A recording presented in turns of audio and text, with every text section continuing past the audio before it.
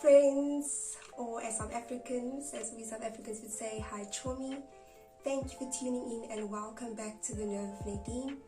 And please let me know down below in the comments if y'all are peachy today.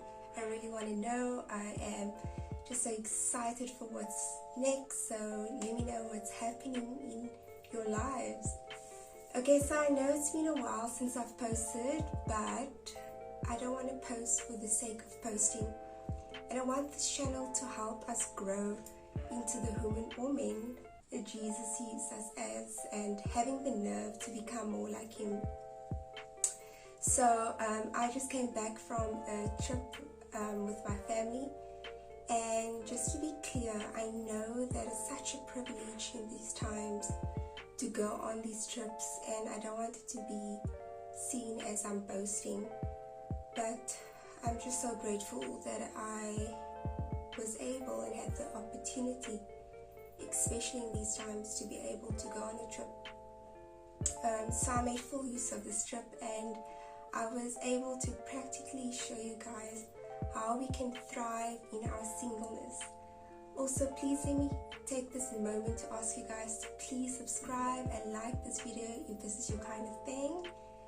Okay, so now that we got that out of the way, let's go.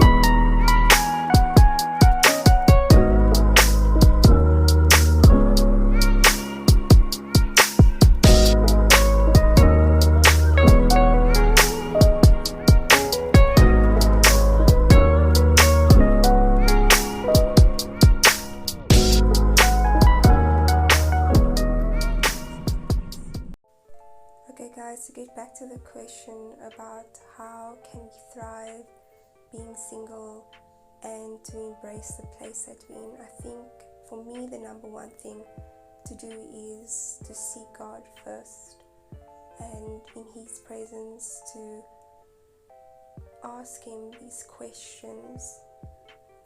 And when I prayed about my singleness, I had to face the fact that only God can fill up the void, that no person, thing, or place could do that for me. And yes, it may be lonely sometimes, but I don't have to attach myself to that feeling of loneliness or desperation. The feelings will come and go, depending on which one you give the most attention to. So I surrendered my singleness to God, and I asked him to give me a vision for my singleness and to show me how he sees me. I encourage you to spend time with God by praying and reading his word, and to ask him these questions for yourself. Let him blow your mind, my friend. So guys, there isn't one way of doing this and figuring out how to embrace, but one of the things I do is a walk.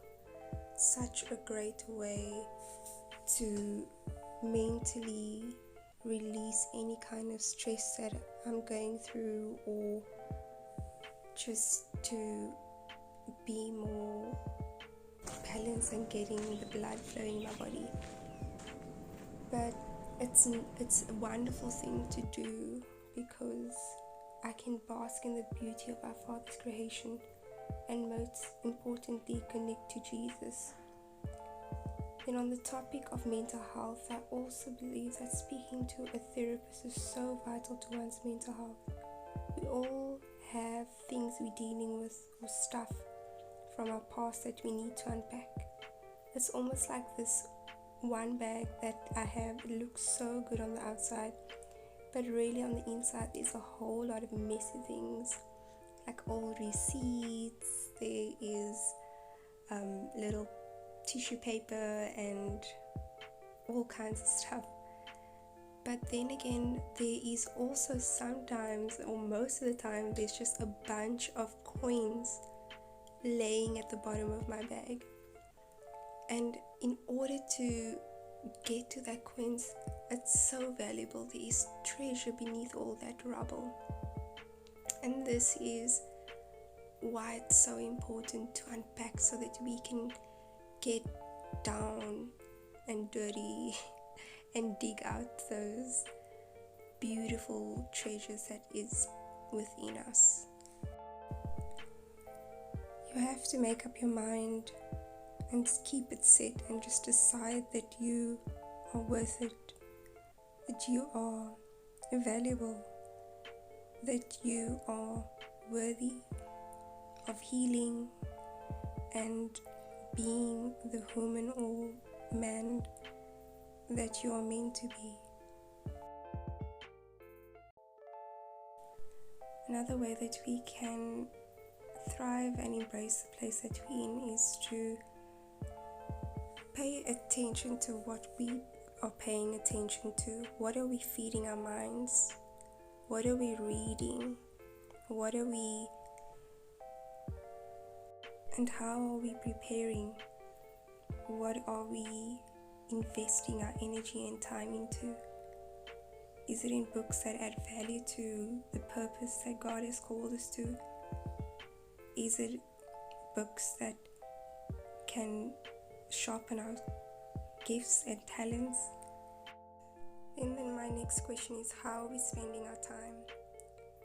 Are we having fun and enjoying our friends and family? Are we being childlike? One way that I connect and have fun and enjoy myself is to play tennis or whenever we're on vacation. And it's just a fun way of being a kid again, of just being and being competitive and not taking things so seriously. Let me know in the comments down below what your inner kid loves doing.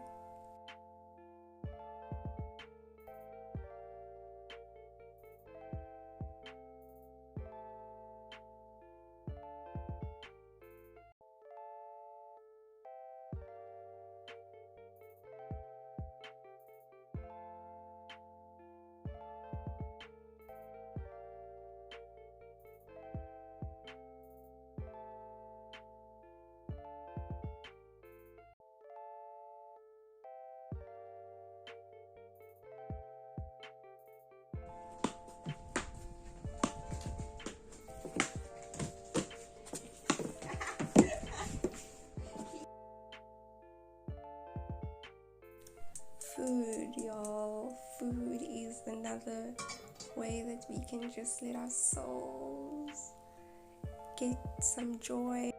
This is one way that I get to be creative and just to let go and be free to make something out of nothing. So what kind of food do you guys enjoy? Let me know in the comments down below.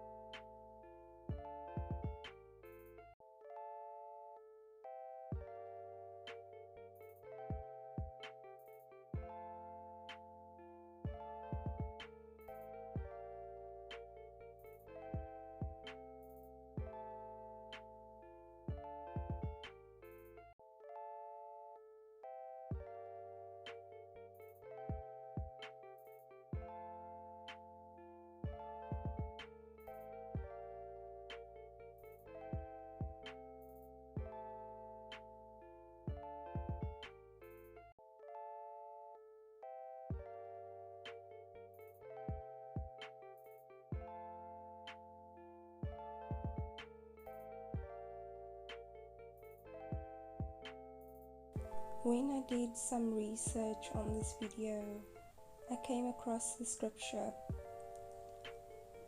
in Psalm 92 verse 12. It's the HCSB version, and it says, "The righteous thrive like a palm tree and grow like a cedar tree in Lebanon." When I looked up the significance in Bible Hub and what the significance of a palm tree is, it said here that it's admired for its beauty, its fruitfulness, its righteousness, its elasticity. All of these things, I believe, is how God sees us, and that makes us blessed, friends. That makes us unique, that makes us stand out from the crowd. And I think that because we have these characteristics and we can weather the storms in every season like the palm tree.